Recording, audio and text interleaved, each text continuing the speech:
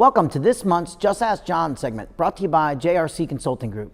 I'm John Carr, and this month's question comes from Tony from Stuart, Florida, who owns an insurance agency there. After one of my last Just Ask John segments, I ran into Tony at the Stuart Martin Chamber of Commerce, and he said, "John, I loved your video this month on how to handle an upset client. However, I have a concern because in my industry, when you tell a client that you made a mistake, they always want something for free. How do you handle that?" Well, I was not surprised by this question because sometimes it feels like everyone wants something for free. The bottom line is, in some cases, it could be against the law to give them certain things away for free.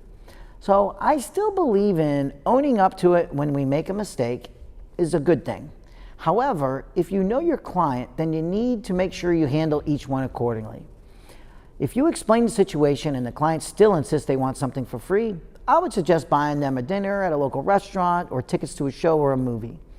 If this does not keep them as a client or keeps them satisfied, are they really a good client for you is a question you may want to ask yourself. I'm a firm believer that not everyone is a good client for me. If a client or prospect is not understanding enough to compromise when you and or your product provider may have made a mistake, then quite frankly, I most likely will not want them as a client.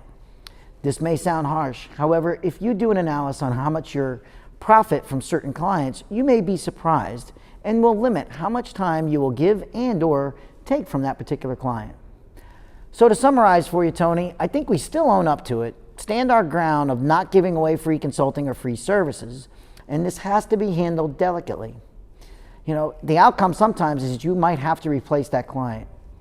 I think I'm a pretty fair person, and I always believe that I want to treat others the way I want to be treated.